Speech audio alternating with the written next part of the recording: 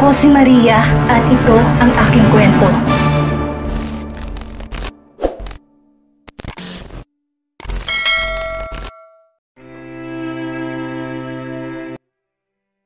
Pinunta ni Marvin ang anak niya para makausap to. Kumatok siya ng 3 beses sa pintuan hanggang sa marinig niya na ang boses ni Carmela. Dahan-dahan niyang binuksan ang pintuan at pumasok na siya. Busy naman si Carmela habang nakaharap sa mga papeles at laptop niya. "Do you need something?" Seryoso niyang tanong sa kanyang ama na hindi man lang ito tinatanong. "Can we talk?" Inangat ni Carmela ang paningin niya. "About what?" Naupo na si Marvin sa sofa kaya walang nagawa si Carmela kung hindi ang sumunod. "Ang sabi mo ay pinaimbestigahan mo si Shawnee, hindi ba? May usad na ba sa pag-iimbestiga niyo?" Kuryoso niyang tanong. Seryosong tinignan ni Carmela sa mga mata ang kanyang ama. "Huwag kang mag-alala, hindi ako nagpunta dito para mag-spy sa'yo at sabihin lahat kay Shawnee ang mga sasabihin mo. Gusto ko lang malaman kung may usad na ba sa pagbubukas mo ng kaso sa mommy mo." Nahihiya niyang saad. Bahagyang napataas ang kilay ni Carmela. Ramdam niyang tila ba nagsisisi ang kanyang ama sa mga nagawa nito. Pakiramdam niya ay sisisihin nito ang sarili niya sa nangyari sa pamilya nila kapag napatunayan nilang tama ang mga hinala nila. Wala pa rin hanggang ngayon. Nasa ospital pa rin si Yaya Lita. Hinihintay pa namin ang paggaling niya dahil tanging siya lang ang witness. Siya lang ang makakapagturo kung nasaan ang USB na sinasabi niya. At siya lang ang makakapagsabi kung anong ginawa ni Tita Shawnee sa kanya. Nagsalubong ang mga kilay ni Marvin. "Si Lita? She's alive. Hindi ba't bigla siyang nawala 5 taon nang nakakaraan? Hindi ba kayo nagtaka sa biglaan niyang pag-alis? Alam niyo kung gaano na siya katagal na nagtatrabaho sa pamilya natin kaya imposibleng umalis siya nang wala malang paalam. Nahanap namin si Yaya Lita and her condition is not good. Paralisado ang buong katawan. Hindi makapagsalita dahil pinutol ang dila niya." Gulat si Marvin sa ibinalita sa kanya ng anak niya. Akala niya ay kusa lang umalis ang dati nilang katulong dahil nahihiya itong magpaalam. Hindi naman siya nagtaka at nag-alala dahil hindi naman naghanap ang pamilya nito. "Hindi ko alam." Yun na lang ang nasabi niya sa anak niya. Hindi niya talaga alam dahil hindi niyo naman inalam. "I'm sorry anak. Pinaniwala niya ako noon na wala sa katinuan ang isip mo. Dahil sa nangyaring aksidente at sa pagkamatay ng mommy mo, idagdag pa natin na buntis ka." Hindi magawang tingnan ni Marvin sa mga matang anak niya. Kahit na milyong beses pa siyang humingi ng tawad, hindi niya na mababago ang nangyari sa nakaraan. Nagawa niya ng pabayaan ng anak niya at ang mga apo niya. Hindi niya pinaniwalaan na nag-iisang tao may pakialam sa kanya at nagmamahal ng totoo. Tipid na lang nangumiti si Carmela. "Wala na tayong magagawa sa mga nangyari na. Siya nga pala, ang doktor na humawak noon sa mommy mo. Nahanap na. Nasa ibang bansa na siya pero kailangan siyang pauwiin na muna dito sa Pilipinas para sa mga katanungan sa kanya sa nangyari noong gabing mamatay ang mommy mo. Naniniwala kang hindi namatay sa aksidente ang mommy mo, hindi ba? Alam mo may maling nangyari sa ospital, kaya aalamin natin yan. Gagawin ko kung ano pang kaya kong gawin para malaman na natin ang totoo at magbabayad ang taong dapat magbayad. Sisiguraduhin kong makukuha mo na ang hustisya na gusto mo para sa mommy mo." Hindi sumagot si Carmela. Bakit kailangang umabot pa ng 5 taon bago nagising ang kanyang ama? Bago siya paniwalaan? "That's good then," tipid niyang sagot. Bahagyang humiti si Marvin na naigang katahimikan sa pagitan nilang dalawa. Hindi na alam ni Marvin kung ano pang sasabihin niya sa anak niya. "So, aalis na muna ako. Ituloy mo na yung mga dapat mong gawin. Kapag may kailangan ka, nasa office lang ako. Kapag gusto mo nang makakausap, tawagan mo lang ako. I'm really sorry anak. Hindi sapat ang sorry lang, kaya pasensya na. Hindi ko na maibabalik ang sakit na idinulot ko sa'yo. Ako na lang ang kakampi mo pero tinalikuran pa kita." "Okay na yon. Hindi niyo rin naman alam noon na pinapainom na pala kayo ng mga gamot na makapagpapahina sa inyo." Napatango-tango na lang si Marvin. Pakiramdam niya ay naalis ng mabigat sa dibdib niya dahil nakausap niya ng anak niya. Pagkatapos ng pag-uusap nilang dalawa, ay umalis na si Marvin. May ngiti sa labi niya na lumabas ng office ni Carmela. Nakita naman yon ni Shawnee. Alam ni Shawnee na may pinaplano na si Marvin at Carmela dahil alam niyang para kay Marvin, wala na siyang silbi dito. Naikuyom ni Shawnee ang mga kamao niya at nagnitit ng mga ngipin niya. Mukhang kailangan niya ng mag-reunion ng pamilya sa kabilang buhay. Usal niya habang nakasunod ang paningin niya kay Marvin. Humugot ng malalim na buntong hininga si Shawnee para pakalmahin ang sarili niya. Kailangan niya ng mag-isip ng dapat gawin sa mag-ama para hindi matuloy ang pinaplano ng mga ito laban sa kanilang mag-ina. Tiningnan ni Carmela ang oras sa wristwatch niya. Nang makita niyang malapit ng mag-3 ng hapon, ay tumayo na siya at nagayak para magtungo na sa meeting place nila ng client nila. Nag-text na lang siya kay Ruel na mauuna na siya sa meeting place dahil wala sa kumpanya si Ruel. Bumalik to sa kumpanya nila dahil may kailangan pa siyang gawin. Siya na rin ang nag-drive ng sasakyan niya. Mabagal lang ang patakbo niya dahil maaga pa naman. Hindi rin naman masyadong traffic pa dahil hindi pa uwian. Habang nasa biyahe siya ay iniisip niya na rin ang pag-uusapan nila ng client niya. Nang marinig niya ang notification sa cellphone niya, ay kukunin na sana niya yun na bigla itong malaglag. Tumingin na muna si Carmela sa harap niya kung may sasakyan ba sa harap niya, pero dahil malayo naman ay yumuko na muna siya para kunin ang phone niya na bigla niyang matapakan ang accelerator, dahilan para mapabilis ang pagtakbo ng sasakyan niya. Tinapakan ni Carmela ang brake pero napakunot na lang siya ng noo dahil hindi ito gumagana. Shit! Mahina niyang usal. Nakakaramdam na siya ng takot sa posibleng mangyari sa kanya. Alam niyang okay pa ang sasakyan niya kanina. Makapit pa ang preno nito pero bakit tila biglang nawala ang preno niya? Napalunok si Carmela. Nagsisimula ng manginig ang mga kamay niya pero pilit niyang pinapakalma ang sarili niya. Tinawagan niyang number ni Idam pero ring lang ito ng ring. Malalalim ng bawat paghinga niya, mahigpit niya na ring hawak ang manibela. At mabilis na kinakabig ito kapag naaabutan niya ng mga sasakyang nasa harapan niya. Answer your phone please! Anas niya na di niyang tinatapakan ang preno. Baka sakaling kumapit pa pero kahit na anong gawin niya, hindi bumabagal kahit kaunti ang bilis ang takbo ng sasakyan niya. I'm scared! Natatakot niyang saad. Nang hindi niya matawagan si Idam ay tinawagan niya na si Ruel. Mabilis namang sumagot si Ruel. On my way to. Nandiyan ka na ba? Help me Ruel, please! Maging ang boses niya ay nanginginig na. Nag-alala naman kaagad si Ruel. Where are you? What happened? Walang prenong sasakyan ko. I tried many times pero hindi ko makapit ang preno. I don't want to die! Bakas na bakas sa tinig niya ang takot. Bumabalik sa alaala niya noong gabing na-aksidente sila ng kanyang ina. Hindi niya pa kayang iwan ang mga anak niya dahil maliliit pa ang mga to. Hindi pa nila naiintindihan ang mga nangyayari sa paligid nila. Calm down, okay? Maghanap ng emergency stop dyan at doon mo idaan ang sasakyan mo para huminto ito. Just ready for the impact. Kalmadong wika ni Ruel kahit na maging siya ay natatakot na sa kalagayan ni Carmela. Ayaw niyang iparamdam kay Carmela ang takot niya dahil lalo itong matatakot. Sinubukan ni Carmela na maghanap ng emergency stop pero nasa kabaan pa siya ng highway. Maswerte na lamang siya dahil hindi masyadong traffic. Mabilis siyang nakakabig paliko ang manibela niya. Focus Carmela, don't think too much. Makakaalis ka rin dyan, okay? Kung magpapanik ka, lalong hindi ka makakapag-isip ng maayos. Tumango na lang si Carmela kahit na hindi nakikita ni Ruel. Nang makakita siya ng signage na may emergency stop 1 kilometer from her location, ay niready niyang sarili niya. Mahigpit ang hawak niya sa manibela. Nakakita na ako ng emergency stop. Aniya. Good. Focus, okay? You can do it. Papunta na ako. Wait me there. Mabilis nang pinatakbo ni Ruel ang sasakyan niya. Tumawag na rin siya ng rescue para mapuntahan kaagad si Carmela kung sakali mang magkaroon ng malakas na impact ang paghinto niya. Carmela, are you still there? Tell me what is happening.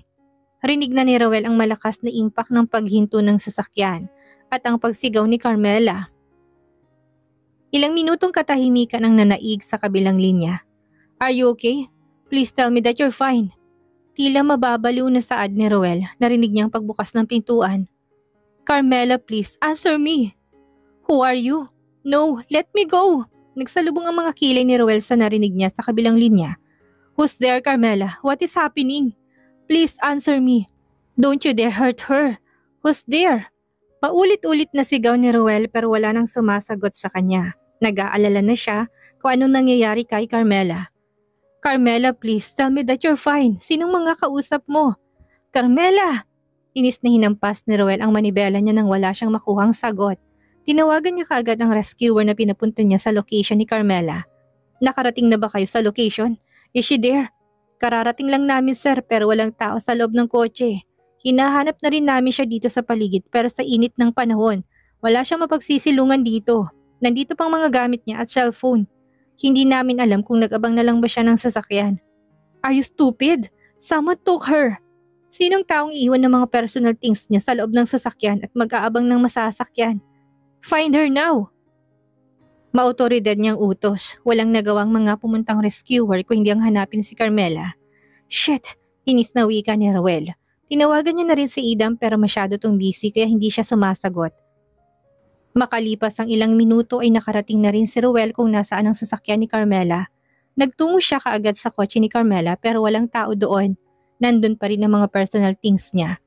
Sir, hinanap na namin siya sa buong paligid pero wala siya. Pinakuha ko na rin ang copy ng CCTV ng highway para malaman natin kung ano nangyari sa kanya pagkatapos niyang huminto dito. Ani ng officer na lumapit kay Roel. Napahilamos na lang siya sa mukha niya. Muli niyang tinawagan si Idam pero hindi talaga to sumasagot. Shit, nasan ba siya at hindi niya sinasagot ang mga tawag ko? Uunahin mo pa ba ang pride mo sa mga ganitong sitwasyon? Galit niyang wika. Iniisip na baka hindi sinasagot ni Idam ang tawag niya dahil sa galit nila sa isa't isa. Sir, nakuha ko na po ang copy ng CCTV. Nang marinig yun ni Roel ay nilapitan niya ang isang rescuer para makita rin ang kuha ng CCTV. Pinanood nila ang mabilis na takbo ng sasakyan ni Carmela hanggang sa matagumpay itong huminto sa buhanginan ng emergency stop. May sumunod naman kay Carmela isang black van at binuksan ang pintuan nito. Kitang-kita nila sa CCTV ang sapilitan nilang pagkuha kay Carmela. Naikuyom ni Roel ang kamao niya. Sinong mga taong kumuha kay Carmela at sapilitang sinakay sa van? Hindi nila makilalang mga to dahil lahat sila'y nakamask. Wala ring plaka ang van. Find her as soon as possible kung ayaw niyong pare-pareho tayong paglamayan dahil sa galit ni Adam. Utos ni Roel na mabilis na ikinatango ng mga rescuer. Hinilit ni Roel ang sentido niya nang matapos naman si Idam sa meeting niya ay napansin niya kaagad ang maraming missed calls ni Carmela nang buksan niya ang cellphone niya. Tinawagan niya si Carmela nang makabalik siya sa office niya. Hey, I'm sorry, hindi ko nasagot ang tawag mo. Katatapos lang ng meeting namin, are you okay? Malambing niyang wika. You jerk! Kanina pa tawag ng tawag sa iyong asawa mo pero inuna mo pang tapusin ang meeting mong yan. Nailayo ni Idam ang phone niya sa tenga niya. Dahil sa lakas ng sigaw sa kabilang linya, nagtataka naman siya kung bakit hawak ni Roel ang cellphone ng asawa niya. Where is my wife? Seryoso niyang tanong. Your wife is missing. Napatayo na si Idam sa kinauupuan niya dahil sa sinabi ni Roel. Mabilis na pinuntahan ni Idam ang location na sinabi ni Roel pero wala na siyang naabutan kundi ang sasakyan ni Carmela at si Roel na kanina pa naghihintay sa kanya. Ano bang nangyayari? Paano nangyaring nawawala siya? Nagpaalam na siya sa akin kanina na ikaw ang kasama niya sa pakikipagkita sa client. Where is she, Roel? Kinuwelyuhan na ni Adam si Roel dahil iniisip na may kinalaman si Roel sa pagkawala ni Carmela ngayon. Hinawakan naman ni Roel ang kamay ni Adam at inisyong inalis sa kwelyo niya. Ako pa bang sisisihin mo sa nangyari sa kanya? I'm sure ikaw ang una niyang tinatawagan nang mawalan siya ng preno. Pero dahil busy ka, hindi mo nasagot ang mga tawag niya. Ipinapahanap ko na siya dahil may mga taong sa pilitan siyang isinakay sa loob ng sasakyan nila. Ipinakita ni Roel ang kuha ng CCTV. Naikuyom ni Idam ang kamao niya. Shit, papatayin ko silang lahat oras na may mangyari kay Carmela. May diin niyang wika na halos magbanggaan ang mga ngipin niya. Hindi ito ang tamang oras para mag-away tayong dalawa. Pwede bang mag-focus muna tayo sa paghahanap sa kanya? Sinong pumapasok sa isip mo na posibleng gumawa nito sa kanya? Sigurado akong sinadya rin na sirain ang preno niya. Wala namang ibang naiisip si Idam na pwedeng gumawa nito kung hindi si Shoni at Sofia. Kapag napatunayan kung may kinalaman sila sa pagkawala ni Carmela, sisiguraduhin kung sa himas reyes sila dederecho at oras na may mangyari kay Carmela, hindi na sila sisikatan pa ng araw ng buhay. Umiikting ang pangangwikan ni Idam.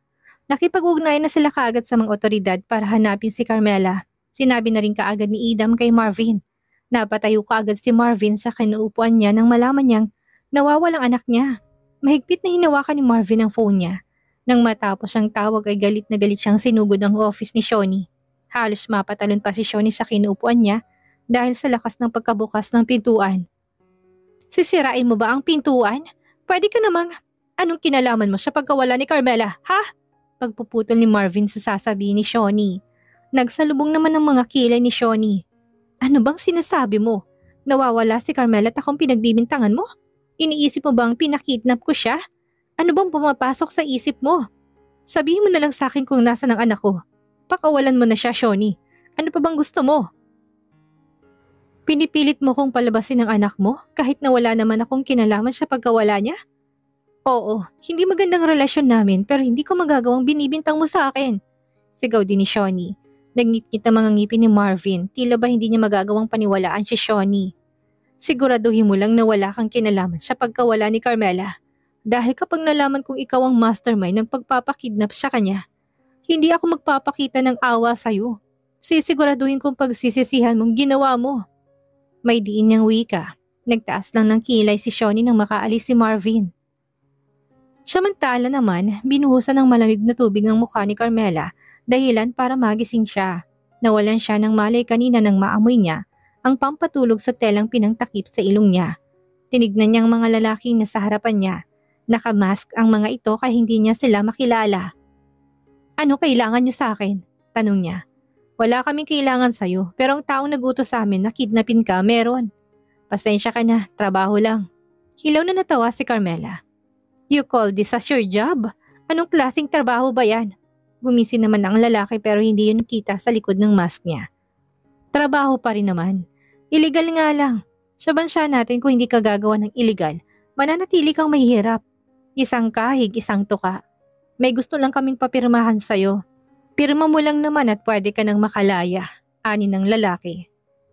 Akalain mo yun? Sa mga gaya niyong mayayaman, napakaginto ng mga pirma niyo. Napaka-unfair ng mundo, hindi ba?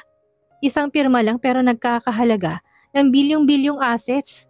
Salubong lang ang mga kilay ni Carmela na nakatingin sa lalaking nakamask. Pirma niya lang ang kailangan.